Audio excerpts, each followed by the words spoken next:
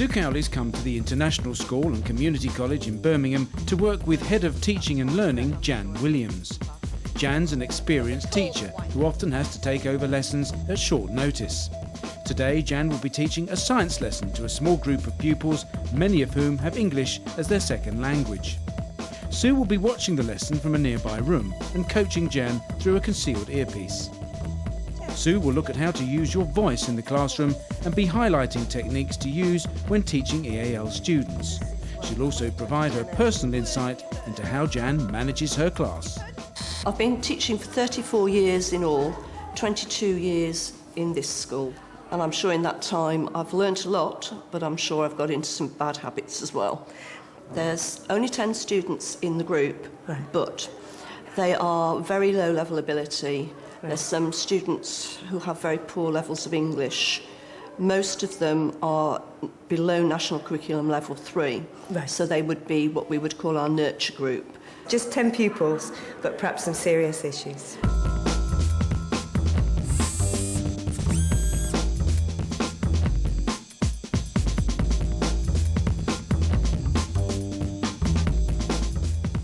Now, Jan set herself up. She knew she was having this class today. She's got a clear lesson plan, and she's also put some nameplates on the tables, which is really going to help her address the students by name.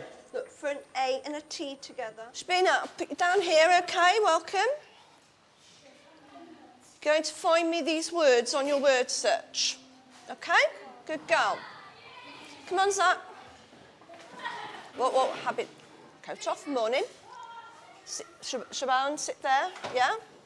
Habib? How are you, Adam? That's my friend. In your seat. What's your name? Adim. Adim. You're there, OK. Find your word search. Jan, let's have a command, something like, come on, everyone, let's get this going. Let's get our word search done nice and quickly. Everybody sitting down. Come on, let's get our word search done. Have you got a pen? Right. Particle.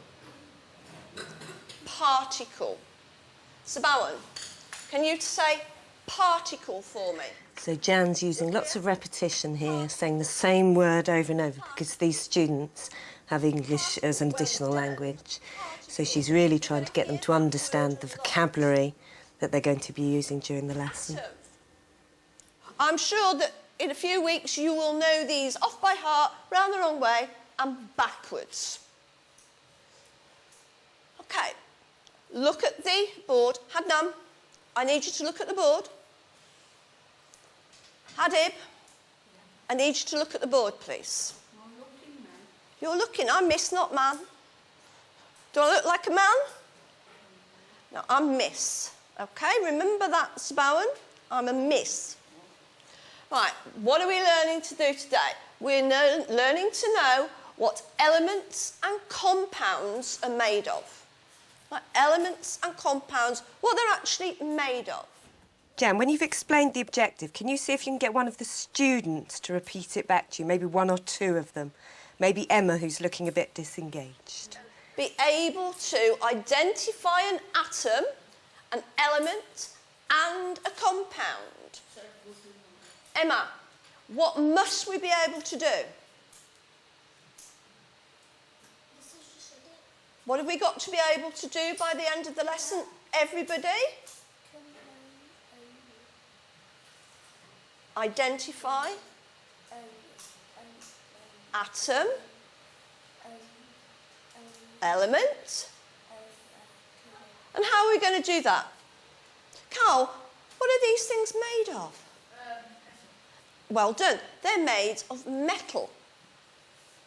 Zach, metal. Can you say metal for me? Metal. Good. They're made of metal.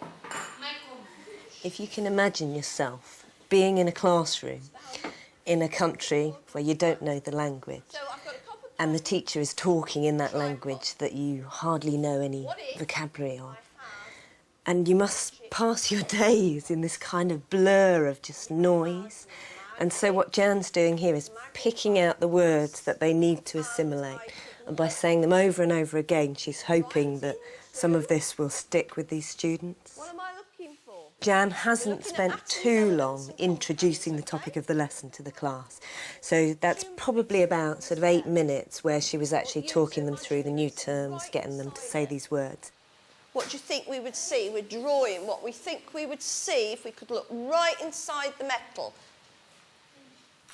Jan, could you perhaps get that boy's partner to just talk him through what they've done so far? The boy sitting next to him, I don't know if that's appropriate. Mohammed, can you just give Kairos a little hand to tell him what we're trying to do here? See if he can tell him the words. How about the words we've used?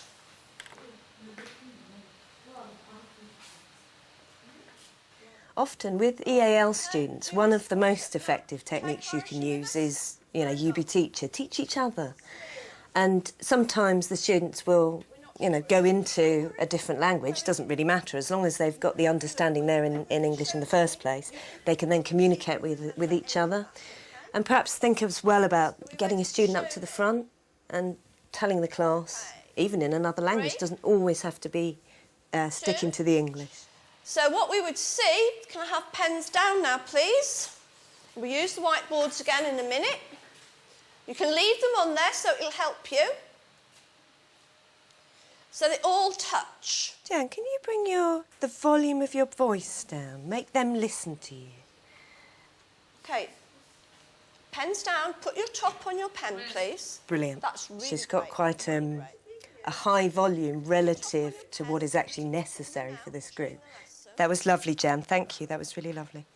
There's one group there. They might have 4 joined together. Thank you. They might have 6 joined together. Okay, I'm not joking. Adnan, how are those the same? That Jan, up to now, hasn't done any writing with them at all. They've done some drawing. She's made the professional judgment that actually what's crucial here is that they understand, that they have the hands-on experience and the vocabulary. Actually getting them to write about it may be a challenge too far, a literacy challenge that would just be that little bit too much. Better that they feel successful and confident at the end of the lesson. Each one has got 2 in. Can you build me one with more than 2? Yeah. Yeah? Jan, when you go around to the individuals, can you just experiment with taking your volume really low, right? Get right in close to them. And again, it's just this thing of a habit that you get trapped into. I talk at this volume when I talk to the whole class, but actually when I go into an individual, I can get nice and quiet and just... And what happens there is the child feels like it's personalised, that little interaction. It's just about me and that child for a moment. One little blue. So you've got 1 there. But how are you going to use your other colours? How are you going to use your other colours? There's a lovely little moment here. Just a little smile from Jan. We haven't seen too many. She's keeping it quite, not strict or firm, but she's keeping it a little bit distance from them, but then they get a little smile as their reward. OK, you've got 1 minute left. 1 minute. How many have you built? I guess when you've been doing it this long, it becomes part of you. It just becomes an instinct to say these things, to do these things. How many have you got? 1. You're going to do another one. Jan, this is absolutely lovely. We're really enjoying watching you. Right. The atmosphere is so calm, isn't it? It's absolutely beautiful, lovely, lovely and calm. How about Nothing. doing that? Oh my God. How about doing that? Oh, Zach, that was really nice. Thank you. Right, we've got 30 seconds. Sabina, sweep the floor. Thank you. This is the minute that can last as long as a minute needs to last. So you kind of make a judgment, really, about how long they need. 10 seconds. OK, now, bit of finger exercise. Wiggle your fingers. Zach, wiggle your fingers. Give them a bit of exercise. Carl, I can't see your hands wiggling. Well, that's it. And stop wiggling. Sabawan, Yes, miss. thank you. Yes, I've seen your hands. Okay, Sometimes children can be too engaged. You've made me, now show You don't me. want to let them Show go. me what you... So, okay, put those to the side. Put those to the side and use your whiteboards for me. Adnan, I need you to use your whiteboard now. Sabawan, I need you to use your whiteboard. Kairos, that's great, you're ready. Carl, are you ready with your pen? Habib, are you ready?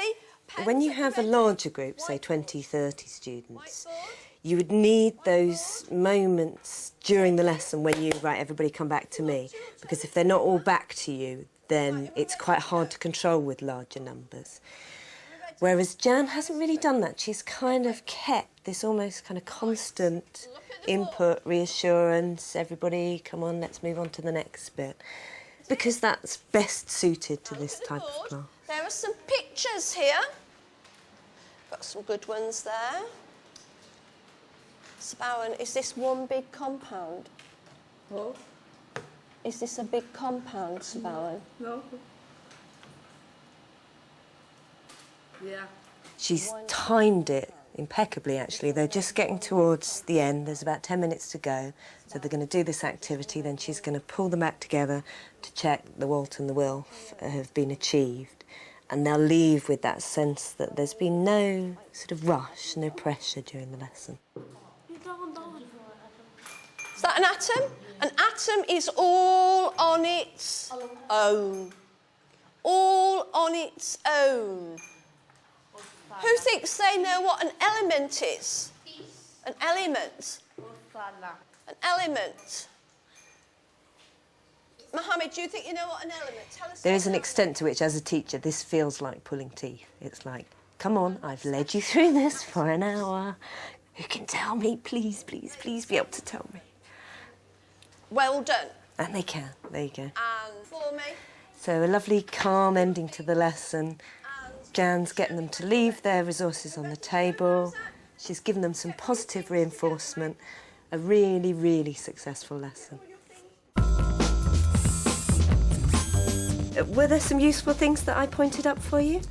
Yes, there's usually more people in the class, so I have to raise my voice much more. Yes. And you really made it clear that I needed to change my voice levels for different parts of the lesson. Yeah, and I think there was some lovely moments. You came in close with some of those students, and there were some lovely little intimate moments where they really connected with you, even though you don't know them particularly well.